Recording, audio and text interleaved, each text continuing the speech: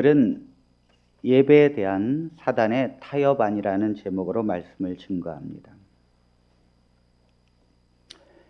이스라엘 백성들이 애굽에서 출애굽해서 광야를 거쳐 가나안에 들어가는 것은 하나님의 백성을 구원하는 하나님의 청사진을 보여주는 것입니다. 그래서 애굽은 이 세상을 의미하고 광야를 거쳐 가나안을 들어간다는 것은 천국을 들어간다는 것입니다. 그런데 애굽의 바로는 이스라엘 백성들을 놓치지 않으려고 안간힘을 씁니다. 결국 하나님께서 10가지의 재앙을 통해서 바로를 손들게 하셨고 이스라엘 백성들을 건져냈지요. 바로는 이스라엘 백성들을 드디어 내놓게 되는데 사실 내놓게 되는 것이 아니라 패배하여 어쩔 수 없이 보내는 것입니다. 여기에서 애굽의 바로 왕은 떠나가는 이스라엘 백성들을 향하여 하나의 타협안을 내놓게 됩니다. 물론 모세와 백성은 이 바로의 타협안에 절대적으로 거절했습니다. 그리고 마침내 이스라엘 백성들은 가나안 땅을 들어간 것입니다. 그러나 만일 바로의 타협안에 동의했더라면 어떻게 됐을까요? 그들은 가나안을 결코 들어가지 못했을 것입니다. 문제는 오늘날 사단은 전에 애굽의 바로 왕이 내놓았던 그 타협안을 그대로 오늘날 교회에게 내놓고 있다는 사실입니다. 그런데 너무도 많은 교회와 성도들이 이스라엘 백성들이 거절하여 단호히 거절하고 가나안에 들어갔던 그들의 신앙과는 달리 오늘날의 교회와 성도들이 너무도 바로의 타협안에 타협하고 있다는 사실입니다. 과연 이 바로는 어떤 타협안을 내놓았고 오늘날 교회는 그 타협안에 어떻게 도장을 찍고 있는가를 우리 잠시 한번 살펴보겠습니다. 출애굽기 8장 25절에 있는 말씀을 봅니다. 바로가 모세와 아론을 불러 이르되 너희는 가서 이 땅에서 너희 하나님께 제사를 드리라. 바로가 어쩔 수 없이 백성들을 내놓게 되자 떠나가는 백성들을 향하여 타협안을 제시합니다. 너희가 가서, 가라는 거예요. 그런데 이 땅에서 너희 하나님께 제사를 드리면 안 되겠느냐. 지금 출애굽, 애굽을 떠나는 것이죠. 애굽이라고 하는 건 이 세상을 의미합니다. 하나님의 백성들은 이 세상을 떠나야 가나안을 들어갈 수 있습니다. 그런데 이 바로는 뭐라고 이야기합니까? 너희가 이곳에서 예배를 드리면 안 되겠느냐. 여러분, 오늘날에 이것을 해석하면 어떻게 이야기할까요? 하나님의 백성들이 있는 곳에서, 그냥 너희가 거하는 곳에서 예배를 드리면 안 되겠느냐 이거죠. 꼭 교회에 가서 예배를 드려야 되느냐 이겁니다. 어떻게 보면 아무 데나 예배를 드리면 어떻습니까? 그러나 이스라엘 백성들은 그렇게 하지 않았죠. 여러분, 오늘날 코로나를 통하여 많은 교회와 성도들에게 여러 가지 압력이 있습니다. 예배는 집에서 예배를 드려도 되듯이 코로나에 이제 온라인으로 예배가 되어지고 방송을 통해서 예배를 드리고 요즘엔 텔레비 틀으면 아무데나 예배를 나오니까 내가 있는 곳에서 예배를 드리면 되지 않느냐. 이러한 마음이 우리 마음 가운데 있다는 것입니다. 특별히 예전에는 주일날이면 결혼식도 가야 되고 또 가족들과 놀러도 가야 되고 또 때로는 쉬기도 해야 되는데 이 교회 때문에 쉬질 못했거든요. 또 예배 드리는 것 때문에 제대로 결혼식도 참석 못하고 놀러도 가족들과 함께 못했거든요. 그러니 요즘엔 얼마나 좋습니까? 요즘엔 성도들이 아주 살판났습니다. 핸드폰 하나만 있으면 어디 가서도 예배 드리고 예배 드렸다고 문자 하나만 보내면 됩니다. 사실 예배를 드렸는지도 잘 모릅니다. 20% 좌석수의 20% 이상은 참석하지 말라니까 안 가도 정당한 것입니다. 요즘처럼 안 온다고 누가 뭐라 할 사람이 어디 있습니까? 그러니까 내 마음속에 이젠 코로나가 많이 풀려도 정말 예배를 드려도 되는 허용적인 상황이 온다 할지라도 우리의 심령 안에는 내가 집에서 이렇게 예배를 드려도 괜찮은 거 아닌가?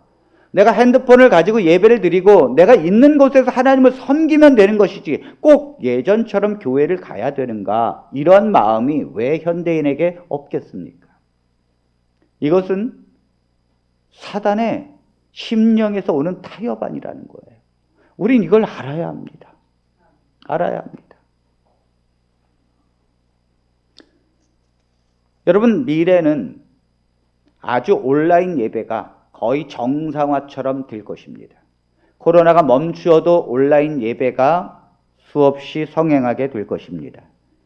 그런데 사단이 만일 온라인 예배를 드리고 너희가 있는 곳에서 핸드폰을 예배 드리고 너희가 있는 곳에서 하나님을 묵상하고 예배 드리면 된다. 꼭 교회에 가서 예배를 드리지 않아도 된다라고 사단이 말하는 것이 아니에요.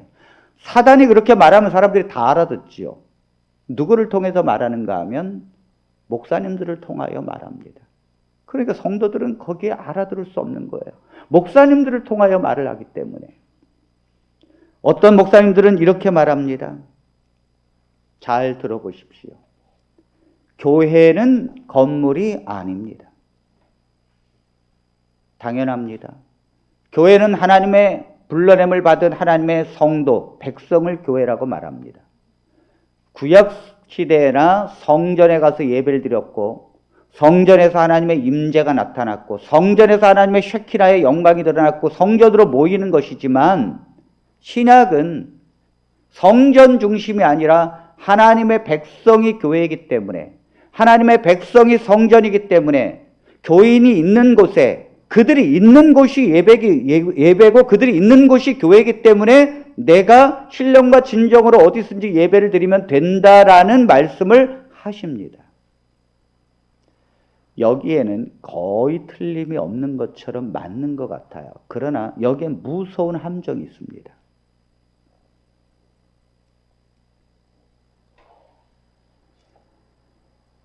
자, 모세는 이러한 바로의 타협 안에 어떻게 대답했는지 한번 보겠습니다. 자, 출애굽기 8장 26절로 27절입니다. 모세가 이르되 그리하면 부당하니이다.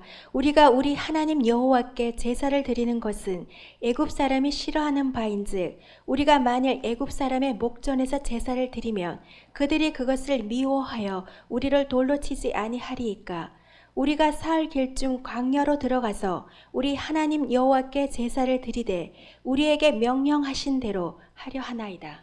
여기 지금 모세는 단호하게 말합니다. 바로가 타협안을 제시해서 그냥 여기 애굽에 너희들이 고센 땅에 머무는 것이 가장 좋은 땅이 아니더냐. 이곳에서 예배를 드리면 되지 굳이 애굽을 떠날 이유가 있느냐라고 물었을 때 이 모세는 단호하게 말합니다. 우리는 하나님의 명령에 따라야 한다고. 여러분, 우리가 신앙생활하면서 우리 이성적으로 생각하는 것이 아닙니다. 우리가 신앙은 우리가 합리적으로 따지는 것이 아니에요. 신앙의 기준은 무엇인가? 공동체의 의견도 아닙니다. 신앙의 기준은 오직 하나님의 말씀인 줄로 믿습니다. 내가 어떤 방향으로 가고 어떤 길을 가는 것은 주께서 뭐라고 말씀하셨는가가 중요해요. 오늘날 시대가 중요한 것이 아닙니다. 오늘날 사람들이 가는 모습이 중요한 것이 아닙니다. 과연 하나님께서 무엇을 말씀하시며 성경은 어떤 것을 제시하고 있는가가 가장 중요한 기준인 줄로 믿습니다. 오늘 이 모세가 가야 된다는 명분을 어디에 썼습니까? 주님이 명령하셨기 때문이라고 말합니다. 여기엔 어떤 이유도 없어요. 자, 하나님이 어떻게 명령을 했을까요? 출애굽기 3장 11절로 12절에 이렇게 주님은 말씀하셨거든요. 모세가 하나님께 아뢰되 내가 누구이기에 바로에게 가며 이스라엘 자손을 애굽에서 인도하여 내리이까. 하나님이 이르시되 내가 반드시 너와 함께 있으리라. 내가 그 백성을 애굽에서 인도하여 낸 후에 너희가 이 산에서 하나님을 섬기리니 이것이 내가 너를 보낸 증거니라. 하나님께서 호렙산의 떨기나무 가운데서 모세를 부를 때 말씀하십니다. 내 백성을 인도해내라. 왜 인도해내라고 하십니까, 주님? 그때 하나님이 이렇게 대답하지 않습니까? 내가 이 산에서 여기에서 하나님을 섬기게 하리라. 하나님께 제사를 드리게 하리라. 하나님의 산에서 하나님께서 제사를 받으시고 여기에서 백성이 하나님께 제사를 드리게 될 것이다. 이 한마디에 모세는 안 된다는 것입니다. 바로에게. 하나님께서 이 호렙산에서 나를 부를 때 이 산에서 예배를 드리라고 했지 애굽에서 예배를 드리라고 한 것이 아닙니다. 그렇기 때문에 하나님의 명령에 따라야 합니다라는 것이 명분이었습니다. 하나님의 말씀이었어요. 오늘 하나님께서 우리에게 하나님의 말씀을 따라가야 될 줄로 믿습니다. 우리가 이 세상의 법칙을 따라가는 것이 아닙니다. 수많은 사람들이 말합니다. 사람들이 모여서 코로나에 걸리고 그것이 전파되는 것이 교회의 온상이라고 말하면 교회 가서 예배를 드리는 것이 정당한가? 아니, 어떤 사람들은 교회에 다녔던 사람들도 말합니다. 지금은 그저 집에서 예배 드릴 때지 꼭 교회에 가서 예배를 드려야 하는가? 그러면서 성도가 교회를 비판하고 성도가 교회를 비판하고 있어요. 이것은요, 사람의 모습대로에 가는 것이 아니라 이것은 사단의 전략과 사단의 타협안이라는 걸 알아야 합니다. 사단이 우리가 다 보는 앞에서 음성을 들려주지 않아요. 언제나 사단은 교묘하게 여러 가지 상황으로 말합니다. 우리는 그것이 어떻게 하나님의 말씀과 배치되는지를 영적으로 깨닫고 알아야 합니다. 그런 세상의 흐름이 왜 성경 말씀과 다른지, 우리는 그것을 따르는 것이 왜 성경 말씀을 버리는 것인지, 오늘 이 자리에 여러분들이 왜 오셨습니까? 오늘 우리는 바로의 타협 안에 타협하지 않기 위해서입니다. 아멘, 아멘. 그런데 사단도 성경을 가지고 말한다는 것이죠. 참, 이것이 여러분 숙제입니다. 하나님의 그 귀한 말씀을 사단이 인용해요. 선악과를 따먹을 때도 그랬고, 언제나 이 사단도 성경을 인용한다는 것이죠. 자, 어떻게 인용할까요? 제가 볼 때 많은 목사님들을 통하여 예배는 있는 곳에서 신령과 진정으로 드려도 된다는 명분의 구절을 어디서 찾는가 하면 요한복음 4장 21절에서 찾습니다. 자, 한번 보겠습니다. 예수께서 이르시되 여자여 내 말을 믿으라. 이 산에서도 말고 예루살렘에서도 말고 너희가 아버지께 예배할 때가 이르리라. 아, 여기 예수님께서 사마리아 여자에게 말씀하셨어요. 수가성에서. 그때 사마리아는 예루살렘의 성전에서 예배를 드리지 못했기 때문에 그곳에서 보이는 그리심산에 산당을 지어놓고 거기서 하나님께 예배를 드리고 있었거든요. 근데 예수님께서 그 여자에게 뭐라고 그럽니까? 하나님께 예배를 드리는 것은 이 산에서도 말고 그리심산에서도 말고 예루살렘에서도 말고 너희가 아버지께 예배할 때가 이르게 될 것이다. 자, 그러면서 장소를 말하지 않았어요. 장소가 중요하다고 말하지 않았습니다. 그러면서 23절과 24절에 이렇게 말씀하십니다. 아버지께서 참되게 예배하는 자들은 영과 진리로 예배할 때가 오나니 곧 이때라. 아버지께서는 자기에게 이렇게 예배하는 자들을 찾으시느니라.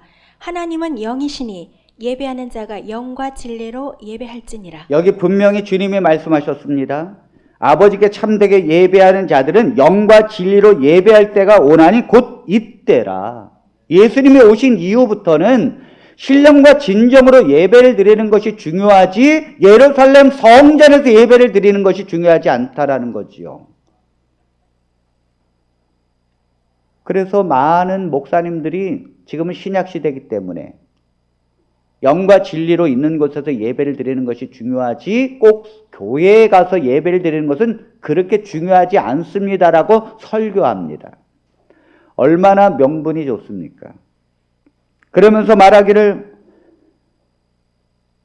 정말 마음으로 하나님을 사랑하고 마음으로 기도하고 내가 있는 곳에서 찬송하고 내가 있는 곳에서 말씀을 읽고 내가 있는 곳에서 설교를 들으면서 성령 충만함으로 하나님께 예배를 드리는 우리의 마음이 중요하다라고 설교합니다. 물론 99%는 맞아요. 그러나 여기엔 결정적인 함정이 있다니까요. 자, 먼저 이렇게 말하는 목사님들이 누구인가를 한번 봅니다. 이렇게 말하는 목사님들은 대부분 큰 교회나 많은 성도들을 목회하고 있는 목사님은 아닐 것입니다. 왜냐하면 그런 목사님들이 그렇게 말했다가는 성도들이 다 집에 가니까요.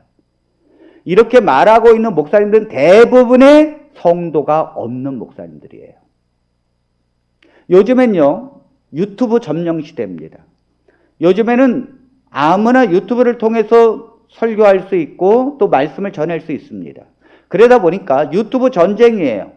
지금은 온라인 시대이기 때문에 수많은 사람을 상대로 유튜브를 통해서 구독자와 그 다음에 시청자를 모으고 있습니다.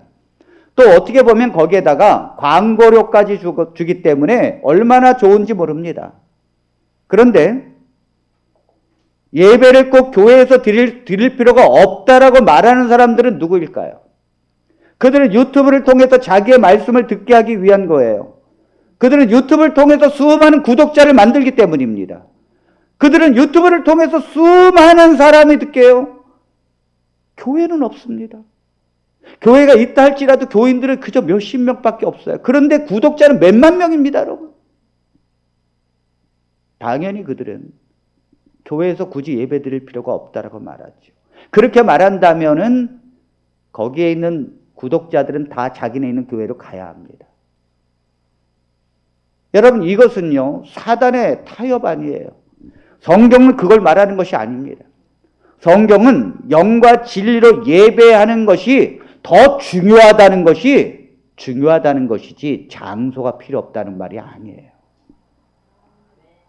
자, 우리가 유튜브로 1년을 넘게 이렇게 예배를 드려봤습니다. 아마 우리 사랑하는 성도들 중에서도 지금까지도 교회를 못 나오시는 분이 계십니다. 다른 큰 교회는 얼마나 많은 성도들이 지금까지 교회를 못 나가고 있을까요? 자, 저한테 전화를 수없이 많은 사람들이 오는데 왜 오는가? 특별히 우리 교회를 오는 분들은 이런 전화를 합니다. 목사님, 유튜브로 1년을 들어봤는데 죽겠어요. 내 영이 다 죽었어요. 답답해서 못 살겠어요. 정말 내가 이렇게 신앙해도 되는가에 대한 회의가 와요. 그리고 내가 하나님에 대한 믿음도 떨어졌어요. 내겐 어느새 성령 충만함도 찾아보지 못합니다. 하면서 전화를 하고 예배를 드리기 쉽다 하면서 예배 속으로 들어오는 성도들이 있습니다. 드려보니까 불가능하다는 거죠. 무엇이 불가능하단가? 내가 그 유튜브를 통해서, 내가 이 핸드폰을 통해서 내가 있는 곳에서 편하게 그냥 들음을 통해서 얻는 예배로는 성령의 충만함으로 드릴 수 없다는 거예요. 내가 신령과 진정한 예배로 드릴 수 없다는 것입니다. 형식만 존재하고 의미가 없다는 거예요. 많은 성도들이 정말로 있는 곳에서 하나님께 향하여 경건한 마음으로 예배를 드리고 있을까요? 많은 성도들이 준비하는 마음으로 하나님께 무릎을 꿇으면서 아멘 하면서 그 말씀을 들을 수 있을까요? 많은 성도들이 주님 앞에 복장을 단정히 하고 경건한 마음으로 주 앞에 헌금을 하면서 그렇게 하나님 앞에 기도하면서 예배를 드리고 회개하는 심령으로 예배를 드릴 수 있을까요? 불가능한 일입니다. 그건 했던 사람들이 말합니다. 불가능하다고. 사랑하는 성도 여러분, 그렇다면 오늘날 신약 성전의 신약 교회에는 어떻게 그럼 예배를 드려야 합니까? 여러분, 신약의 교회라는 것은 하나님의 성전은 에클레시아라고 하는 헬라어인데 이것은 이 세상에서 하나님께서 불러냄을 받은 무리가 맞습니다. 그런데 마태복음 16장 18절에 주님은 이렇게 교회를 세우십니다. 또 내가 내게 이르노니 너는 베드로라. 내가 이 반석 위에 내 교회를 세우리니 음부의 권세가 이기지 못하리라. 베드로가 주는 그리스도시요 살아계신 하나님의 아들이십니다 라는 신앙 고백을 하면서 예수님께서는 너의 신앙 고백 위에, 믿음 위에 내 교회를 세우리니 음부의 권세가 이기지 못할 것이다. 이건 뭡니까? 이 신앙 고백을 하는 주의 백성들을 내가 교회로 세우겠다는 거 아닙니까? 그런 하나님의 백성들의 무리는 음부의 권세, 사단의 권세가 이길 수 없다는 것입니다. 아멘. 여러분, 네로의 핍박을 받을 때 성도들은 왜 신앙을 포기하지 않고 카타콤이라는 무덤 속으로 들어가서 공동체를 이루면서 신앙을 했습니까? 왜 그곳에서 그들은 모여서 예배를 드렸습니까? 무리를 이루어야 하나님의 백성의 교회가 되기 때문입니다. 흩어지면 약하고 무너지는 거예요. 우리가 중요한 것은 연약한 동물들도 서로 뭉치면요, 사자를 이길 수 있어요. 그런데 흩어지는 순간 사자의 밥이 되는 것입니다. 사단의 전략은 성도들을 흩트는 것입니다. 어떻게 해서든지 성도들이 서로 떨어지게 하고 교제 못하게 하고, 그래서 성도들은 1대1로 하나님의 성령 충만함을 섬길 것 같지만 실제로는 그렇지 않다는 것이죠. 숯불도 이게 모아져서 뭉쳐야 더 활활 타는 것이지, 잘 타는 것도 흐트러뜨리면 얼마 가서 꺼지는 거예요. 성도들이 다 흩어지면 다 믿음 떨어집니다.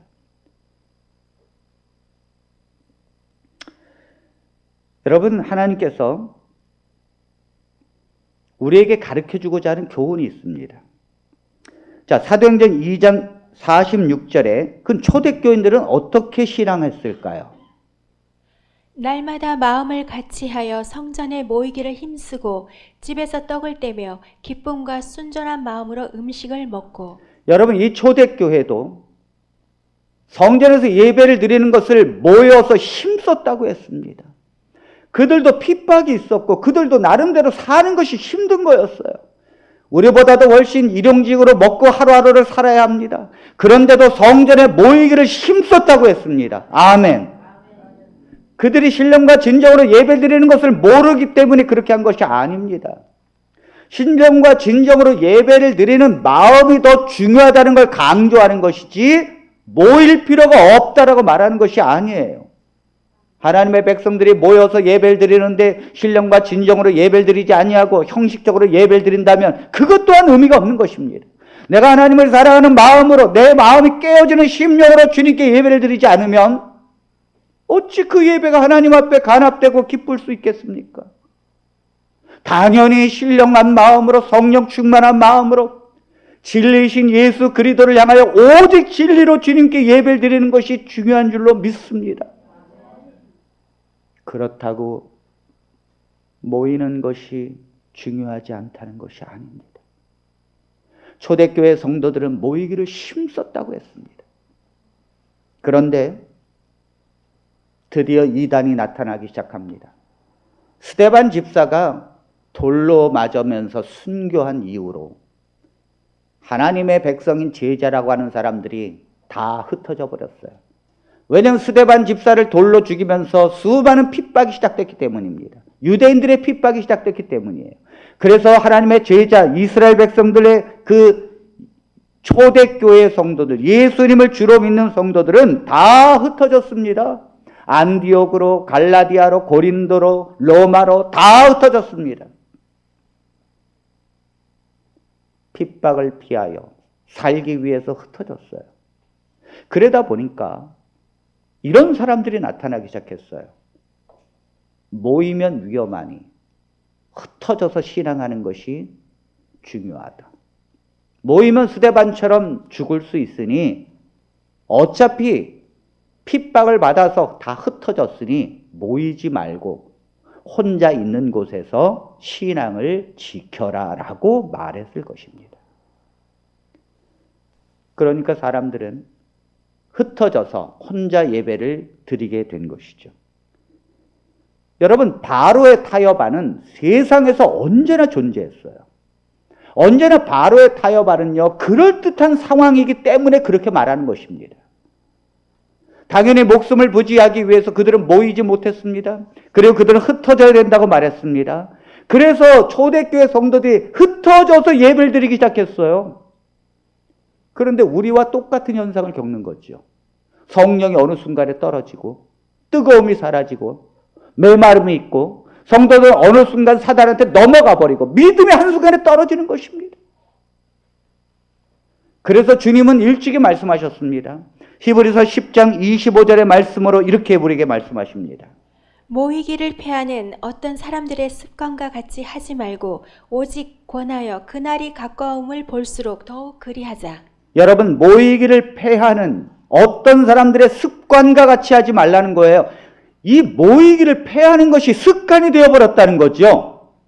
안 모이는 것이 습관이 되었다는 거죠. 한 번, 두 번 그렇게 하다 보니까 이제 모이지 않는 것이 습관이 되었다는 거예요. 절대적으로 말세에는 이런 사람들과 같이 습관화되지 말라는 것입니다. 아멘. 아멘. 그리고 뭐라 그랬습니까? 오직 권하여. 그날이 가까움을 볼수록 더욱 그리하자. 이게 무슨 말이에요? 모여서 하나님께 예배를 드리라는 것입니다. 하나님의 백성은, 교회라고 하는 에클레시아는 세상에서 불러냄을 받은 무리입니다. 무리가 교회입니다. 여러분, 우리가 교회에 오는 것이 중요한 건 아니에요. 그러나 더 중요한 것은 무리가 흩어지면 안 된다는 것이죠. 꼭 이곳에서 예배를 드리지 않아도 좋습니다. 우리가 산에서는 못 드립니까? 성도들이 모이는 것이 중요합니다. 그것이 교회예요. 교회는 이곳이 아닙니다. 교회는 건물이 아니에요. 당연히 하나님의 백성들이 모인 곳이 교회인 줄로 믿습니다. 우리가 코로나를 통하여 예배를 못 드리게 된다면 하나님의 백성들은 따로 모이면 됩니다. 운동장이어도 좋고 산에도 좋습니다. 하나님의 백성들이 모여서 예배 드리는 것, 그것이 하나님의 영광이 말 줄 믿습니다. 우리가 흩어지는 것이 아니에요. 반드시 모여야 합니다. 그것이 하나님의 교회라는 거예요. 사단은 그럴듯한 말로 우리를 흐트러뜨리고 있다는 것이죠. 그러므로 하나님의 백성들은 더욱더 이런 어려운 순간에도 신령과 진정으로 예배드리는 진정성과 성령의 충만함으로 드리는 예배가 있기를 간절히 원합니다. 우리는 그저 모여서 예배드리고 헌금 내고 돌아가는 것이 아닙니다. 그런 예배는 100번 드려도 우리에게 무슨 유익이 있겠습니까? 하나님께 어떤 영광이 되겠습니까? 여러분들이 삶을 예배 중심으로 살아야 합니다. 하나님을 경외하는 마음으로 아침에 일어나서 오시고 이 예배장에 오면서 여러분들의 심령이 떨려야 돼요. 그리고 하나님을 만나고 그 말씀을 들으면서 가슴이 무너지고 그 말씀이 내 안에서 심령을 바꾸게 합니다. 하나님께 드려지는 예배는 진정으로 우리의 심령에서 오는 것입니다. 그러므로 우리가 성전을 오는 우리의 발걸음이 심령에서 이루어질 줄로 믿습니다. 우리 하나님 앞에 말씀을 받고 그 말씀을 대언하고 말씀을 화답하는 모든 성도들 위해 하나님의 성령의 충만함이 있어야 합니다. 우리 교회는 이것을 위하여 몸부림치는 교회입니다. 우리 교회는 형식적으로 예배를 드리기 위해서 존재하는 교회가 아니에요. 우리의 심령을 다하여 하나님께 예배를 드리고 우리의 마음을 하나님께 드릴 수 있도록 성령의 기름 부으심이 있는 예배를 간구하는 것입니다. 그런 예배로 승리하는 저와 여러분들이 되시기를 바랍니다. 예배에 승리해야 합니다. 두 번째, 바로가 타협안을 내놓은 것은 여러 가지가 있지만 그중에 오늘 두 가지만 봅니다. 두 번째 뭔가 하면 출애굽기 10장 24절입니다. 바로가 모세를 불러서 이르되 너희는 가서 여호와를 섬기되 너희 양과 소는 머물러 두고 너희 어린 것은 너희와 함께 갈지니라. 모세가 우리는 하나님의 명령에 따라야 된다고 가야 된다고 하니까 두 번째 타협안을 내놓는데 너희는 가되 어린아이도 다 가라. 그런데 뭐는 두고 가라고요? 양과 소는 두고 가라. 이게 어떻게 보면 이 바로가 양과 소를 탐내는 것 같아도요. 아니 바로가 그 양과 소가 뭐가 부족해서 그걸 두고 가라 그럽니까? 잘 보십시오. 지금 이스라엘 백성들은요.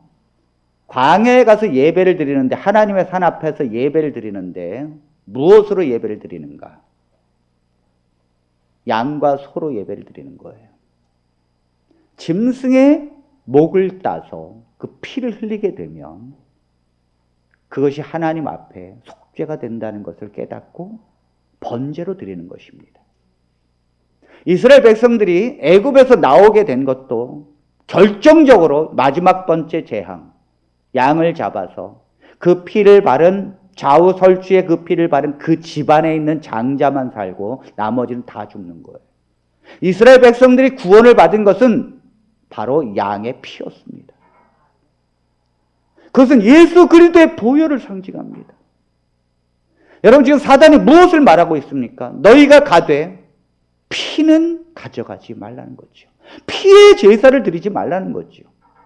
이것이 오늘날에 바로가 우리에게 보존 타협안이 뭡니까? 사단이 우리에게 주는 타협안이 뭐예요? 교회 가서 예배를 드리라는 거예요. 코로나 속에서도 교회 가서 예배를 드리라는 거예요. 괜찮다는 거, 좋다는 거죠.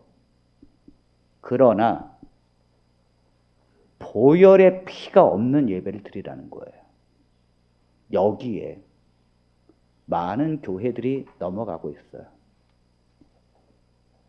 여러분, 예배가 무엇입니까? 이스라엘 백성들은요, 짐승의 피를 잡아서 번제를 드리면서 우리가 애굽에서 나와서 구원받은 것은 바로 이 양의 피 때문에 우리가 구원받은 것이다. 이것을 이스라엘 백성들은 후손들에게 계속 알려줬어요. 양의 피를 왜 받습니까? 그 양을 왜 죽입니까? 그 피가 왜 이렇게 번제단에 뿌리고 중요합니까? 그것은 바로 우리가 애굽에서 나올 때 결정적으로 양의 피를 흘려서 그것이 좌우설주에 바르고 그 집에서 살한 것이다. 그러므로 장차 하나님이 이 피를 우리에게 대가를 치르시고 십자가에서 죽으실 것이다. 이걸 계속 가르쳤고 그걸 바라보고 믿음으로 예배를 드린 것입니다. 오늘날 우리가 예배를 드리는 것도 마찬가지예요. 우리는 무엇을 통해서 예배를 드립니까? 우리가 구원받은 것은 금과 은으로 구원받은 것이 아닙니다. 우리가 구원받은 것은 하나님의 보배로운 피로 한 것입니다. 아멘. 베드로전서 1장 18절로 19절의 말씀을 봅니다. 너희가 알거니와 너희 조상의 유전한 망령된 행실에서 구속된 것은 은이나 금같이 없어질 것으로 한 것이 아니요 오직 흠없고 점없는 어린 양 같은 그리스도의 보배로운 피로 한 것이니라. 우리는 유전한, 이게 뭡니까? 우리는 태어나면서부터 죄된 행실을 살았어요. 사단의 자식으로 태어났기 때문에 당연히 죄의 삶을 사는 것이죠. 그러한 행실에서 우리가 구속받은 것은, 속죄받은 것은 은이나 금으로 된 게 아니라는 거예요. 여러분, 우리가 많은 재산을 하나님께 드렸기 때문에, 많은 돈으로 가난한 자들을 도와줬기 때문에 우리가 하나님 앞에 구원받은 것이 아닙니다. 아무리 천만금의 몇 억을 갖다 가난한 자들에게 드리고 그리고 하나님께 드린다 해도 우리의 죄를 속죄할 수는 없어요. 우리가 구원받은 것은 오로지 그리스도의 십자가의 피입니다. 그분이 우리의 죄값을 받았기 때문입니다. 여러분들이 사람을 죽여놓고 돈을 수없이 많이 줘도 여러분들이 감옥에 안 들어갑니까? 죄에 대한 대가는 반드시 치러야 합니다. 그걸 그리스도께서 치르셨다는 거예요. 그것 때문에 우리가 구원받은 줄로 믿습니다. 우리의 죄가 예수 그리스도의 십자가의 보혈의 피로 흘렸기 때문에 우리가 죄가 속죄받은 거예요. 교회에서 예배를 드릴 때 가장 중요한 것은 지금은 양의 피를 받지 않습니다. 양을 죽여서 그 대신 제사를 드리지 않습니다. 그러나 교회에서 오늘날 예배를 드리는 가장 핵심이 뭡니까? 그리스도의 십자가의 보혈이에요. 그런데 많은 교회들이 사단의 전략과 타협 안에 넘어가고 있어요. 그리스도의 보혈의 피가 없는 예배를 드리고 있다는 거죠. 어떤 목사님들은 하루 종일 정치합니다. 그리고 목회 은퇴하고 뭐 할 겁니까? 그랬더니 정치해야 되겠대. 그러면서 설교 내내 정치 얘기를 했는데 그분은 제가 볼 때 교회를 왜 하는가 봤더니 교인들을 다 정치꾼으로 만들려고 해요.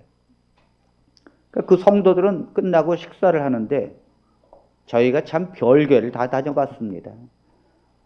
저희가 이 주일이면 뭐 저 구석에 있는 시골교회까지 다 다녀봤어요. 큰 교회서부터 작은 교회까지. 도대체 이 기독교가 어떤 방향으로 가고 있는가. 봤더니 정치 얘기를 하는데 교인들이 끝나니까 다 정치 얘기를 하면서 싸워요. 나는 이 파, 당신은 저 파 하면서 목사님이 이 파니까 이 파로 가야 된다 그러고 그 다음에 또 목사님이 또 돈 얘기만 합니다. 헌금을 하고 하나님께 11조를 해야 복을 받는다 그러고 틀린 말은 아니에요. 그러나 핵심의 주제를 놓치고 있다는 거죠. 도대체 교회가 헌금하기 위해서 존재하는 것입니까? 교회가 11조를 내기 위해서 존재하는 거예요. 그건 기본이에요. 그건 자기의 믿음으로 가는 것입니다. 정말 우리가 매번 들어야 될 것은 돈의 문제가 아니에요. 매번 새기고 하나님께서 들어야 될 말씀은 그리스도의 십자가입니다. 예수님이 나를 위해서 죽었다는 이 한 가지가 수백 번이 흘려질 때 우리는 어느새 우리의 강팍한 마음이 녹아지는 것이고 내가 주님을 사랑하게 되는 거예요. 또 어떤 교회는 성전 짓는 비전만 얘기합니다. 그 5년 전부터 성전의 비전을 갖고 우리가 돈을 모으고 있고 성전이 어떻게 돼가고 있고, 아니 성전의 장소가 뭐가 중요합니까? 하나님께서 우리가 구약의 성전이, 신약의 우리가 하나님의 성전이라 그랬고, 주님은 말씀하십니다. 고린도전서를 통해서 너희가 하나님의 성전인 걸 알지 못하느냐, 하나님의 성령이 너희 안에 있다는 걸 알지 못하느냐. 그러므로 우리는 그런 것에 연연하는 것이 아닙니다. 어떤 교회는 또 가보니까 목사님이 참 재밌게 설교를 하시는데 전 처음부터 끝까지 너무 재밌어가지고 웃었어요. 예화를 한 7, 8개를 드시는데 예화로 시작해서 다 예화로 끝나요. 너무너무 재밌게 들었는데 도대체 끝나고 무슨 말씀하시는지 아무것도 모르겠어요. 그러니까 성도들은 너무너무 웃겨요. 너무너무 재밌어요. 그런데 피해 제사가 없어요. 피해 제사가 없으면 그건 하나님께 아무것도 아닙니다. 그건 우리가 재밌어서 모이는 것이고 우리가 사람 보기 위해서 모이는 것이지 하나님께 예배를 드리려고 오는 것이 아니에요. 성도들도 마찬가지입니다. 성도들이 정말 말하는 것은 하나님께서 내 대신 어떻게 십자가를 지셨으며 그 보혈의 피가 어떻게 나를 바꾸었는지에 대한 회개하는 심령으로 주님께 나와야 되는데, 성도들은 교회에 와서 위로받기를 원합니다. 위로의 설교를 원합니다. 아예 저한테 대놓고 말합니다. 목사님, 위로하는 설교 자주자주 해 주십시오. 힘들어 죽겠어요, 요즘 사는 게. 그러니까 이렇게 주문을 하니 목사님도 위로의 설교를 또 안 할 수 없어요. 성도들이 얼마나 힘듭니까? 해야 되지요. 그 위로도 또 종류대로 해야 합니다. 자녀 잃은 위로, 또 재산 잃은 위로, 떨어진 위로, 뭐 다 종류대로 해야 합니다. 또 성도님들이 교회에 와서 어떻게 하면 성공할 수 있는지를 배우기를 원합니다. 목사님이 성공을 해봤습니까? 그런 걸 배우게. 목사님은 아무것도 모릅니다. 목사님이 사업을 해봤어요? 목사님이 뭐 회사를 다녀봤어요? 어떻게 진급하는지, 어떻게 사업에 성공하는지 아무것도 모릅니다, 여러분. 왜 그런 걸 배우러 교회로 오십니까? 아무것도 모릅니다. 모르면서 아는 체 하는 것입니다. 그 목사님 말 듣다 큰일 납니다, 여러분. 큰일 납니다. 성공신학이 교회의 주가 돼버렸어요. 성도들이 교회에 와서 목사님 기도해 주세요. 내 아이가 대학 들어가도록. 대학 들어가는 거와 신앙과 무슨 상관이 있습니까, 여러분? 아무 상관이 없어요. 그런데 교회는 온통 기도를 해도 자녀들의 성공을 위하여, 온통 기도를 해도 자기들의 사업을 위하여, 온통 기도를 해도 내 자녀들의 태학을 위하여. 도대체 십자가의 보혈의 피로 어디 갔단 말입니까, 여러분? 예배가 무엇입니까? 예배가 뭐예요? 오늘날 우리가 필요로 하고 하나님 앞에 예배드리면서 가장 중요한 게 뭡니까? 바울은 그리스도의 십자가 외에는 내가 자랑할 것이 없다고 그랬습니다. 그러므로 바울은 십자가 외에는 설교할 게 없어요. 무엇도 내가 아무리 하나님 앞에 거룩한 길을 갔다 할지라도 자랑할 것이 없어요. 그리스도의 십자가가 그렇게 하는 것이지. 그러므로 우리가 하나님 앞에 그리스도의 십자가 외에는 우리의 자랑할 것이 없어야 될 줄로 믿습니다. 그리스도께서 나를 위하여 십자가에서 보혈의 피를 흘렸다는 것 외에는 우리가 주장할 수 있는 것이 아무것도 없어요. 우리가 하나님 앞에 나오는 것이 어떤 이유입니까? 우리가 잘나서 하나님 앞에 담대히 나옵니까? 아닙니다. 예수 그리스도께서 자기의 피로 십자가에서 보혈을 흘리셨으니 그 보혈을 의지하여 하나님 앞에 나가는 줄로 믿습니다. 내가 하나님의 보혈의 피를 의지하기 때문에 하나님의 자녀가 되는 것입니다. 내가 하나님의 보혈의 피를 의지하기 때문에 의인이 되는 거예요.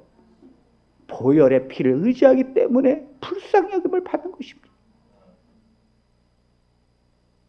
하나님의 보혈의 피가 설교와 예배 속에서 드러나야 되고, 성도들은 그 보혈의 피를, 은혜를 나누어야 합니다. 그러므로 사랑하는 성도들은 예배 속에서 보혈의 피를 의지하며 내 죄 때문에 십자가에서 피를 흘리신 그리스도를 인하여 회개하는 심령으로 예배에 임해야 합니다. 그리스도의 보혈의 피로 더럽혀진 우리들의 죄를 매일같이 회개하면서 정결함을 입어야 합니다. 하나님 앞에 보혈을 의지하여 기도로 나아가야 합니다. 아멘. 아멘.